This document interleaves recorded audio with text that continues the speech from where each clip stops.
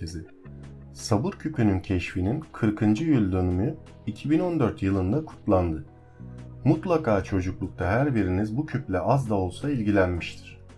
Bazen çok fazla uğraştırsa bile yapabilmenin verdiği mutluluk duygusunu çok güzel yansıtmaktadır.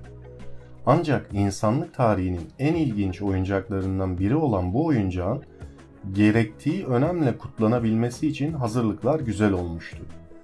Amerika'nın New Jersey eyaletindeki Liberty Science Center ve Google ortak çalışmasıyla Harvardlı matematikçi Daniel Goroff tarafından çerçevesi çizilen bir konseptle hazırlanan büyük sergi daha sonra dünyanın 14 büyük kentini de ziyaret etti. Milyonlarca dolarlık bütçesi matematik ve bilim vakıfları tarafından karşılanacak olan sergide Rubik küpü ile ilgili tüm ayrıntılar ve insanın hayal dünyasını inanılmaz bir şekilde harekete geçiren bu oyuncağın insanlık kültürüne nasıl bir etki yarattığının izleri ele alındı.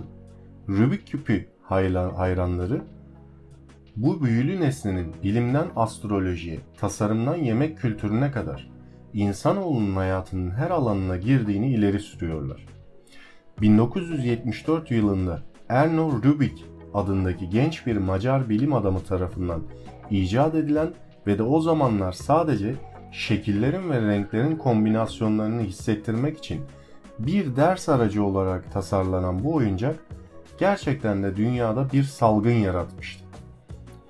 Bilim insanları Rubik küpünün karşı konulmaz gücünün içerdiği kombinasyonların inanılmaz yüksek sayısından kaynaklandığını ileri sürüyorlar.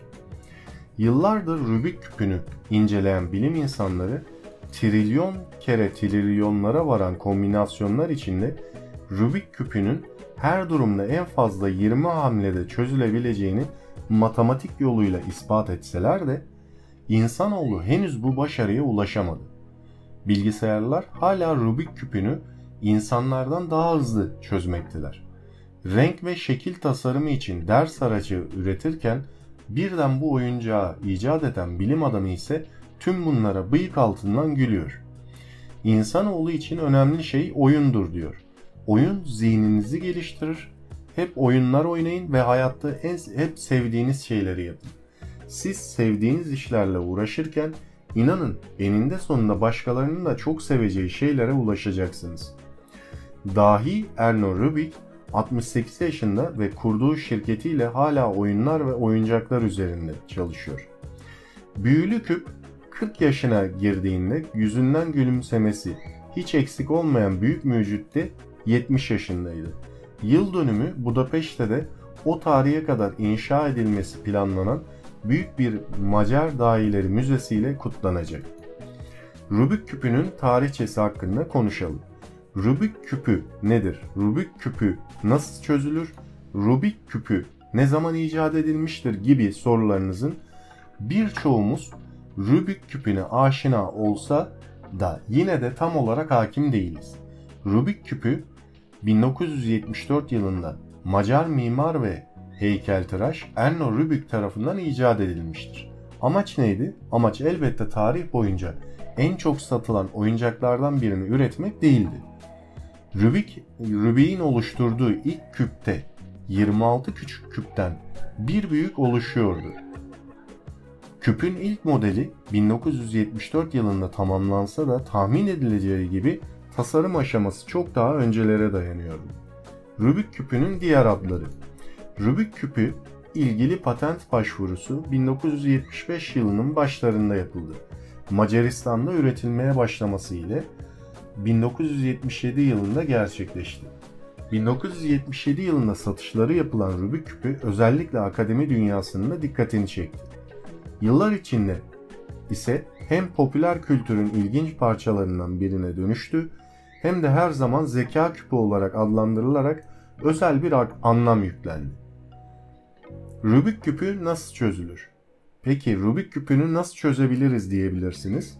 Rubik küpünün icat edilişinin 40. yılında yani 2014'te küpün çözümüne ulaşmanın 7 adımı paylaşılmıştı. O maddeler neydi? Sırasıyla bakalım. Atılması gereken adımlar. Küpe hakim olmak gerekiyor. Beyaz sarının, turuncu kırmızının, yeşil ise mavi rengin karşısında yer alıyor. Küpün üstünde beyaz bir artı işareti oluşturmak çözüm yolunu kolaylaştırıyor. Beyaz köşeleri çözmek bir diğer önemli adım. Orta katmanın çözülmesi bir anlamda diğer katmanların çözülmesini basitleştiriyor. Üst bölümde tek bir rengi toplamak olmazsa olmaz diğer bir adım. Küpün üst bölümünde sarı renkli bir artı elde etmeye çalışılmalı. Sarı köşeler dikkatlice yerleştirilmeli, son olarak da merkez parçayı renge uygun bir şekilde denk getirmek lazım. Rubik küpü nasıl çözülüyor? Bir renk seç, merkezdeki karenin rengi olmalı ve onu üst yüz olarak işaretle. 2. Aynı renkte diğer kareleri bul ve küpün en altında ortalara gelecek şekilde yerleştir. Daha sonra kenarları 180 derece çevirerek bir artı işareti yap. 3. Merkez kare ile aynı renk kareleri bul ve küpü çevirerek onları dört köşeye getir. 4. Küpü baş aşağı çevir. Tamamlanmış taraf aşağıda kalsın. Ortadaki yüzü yine merkezden başlayarak yukarıdaki adımları takip edip tamamla. 5. Üst yüzü tamamlarken önce sol tarafta bir L oluştur. Daha sonra diğer iki kareyi ayarla. 6. Üst yüzü çevirerek sağ alt köşede aynı renk kare olmasını sağla. Şimdi sağ yüzü ve alt yüzü çevirerek tüm köşelerin doğru renklere gelmesini sağla. Üst ve alt yüzleri çevirince küp tamamlanacaktır. Markov zinciri biraz olaya matematiksel bakalım. Rubik küpünü karıştıracak birisi üst üste rastgele çevirmeler yapar. Bu şekilde ortaya çıkan bir rastgele durum dizilerine Markov zinciri olarak adlandırılır. Markov zincirinin en kilit noktası bir olayın gerçekleşme olasılığı bir önceki veya bir sonraki olayın gerçekleşme olasılığını etkilememesidir. Kart karıştırma ve bulmaca karıştırmanın yanı sıra Markov zincir karıştırma teorisinin çok ciddi pratik uygulamaları var. Modern bilim ve mühendislikte en önemli hesaplama araçlarından biri Monte Carlo yöntemidir. Bu yöntem adını verdiği ünlü kumarhane gibi temelde şansa dayanmaktadır. Özünde çok sayıda rastgele tahmin kullanarak matematiksel problemleri yaklaşık olarak çözmeye çalışır. Pratikte Markov zinciri genellikle bu rastgele durumları üretmek için kullanılır. Markov zincirinde Monte Carlo yöntemlerinin doğruluğunu anlamak için anahtar görev t arttıkça dt'nin ne kadar hızlı azaldığını tahmin etmektir. Şimdiye dek insanlarda 4 saniye olarak belirlenen Rubik küpü rekoru, yapay zekanın 18 saniyelik hızını oldukça az olsa da pek çok insan için Rubik küpünü çözmek ortalama 50 hamleye gerekiyor. Rubik küpünün yanı sıra dip küp ağ algoritması, Lights Out ve Sokoban gibi farklı bulmacaları da çözebiliyor. Üstelik bunları tamamlarken Rubik küpüne nazaran daha az hamle yapmaya ihtiyaç duyuyor.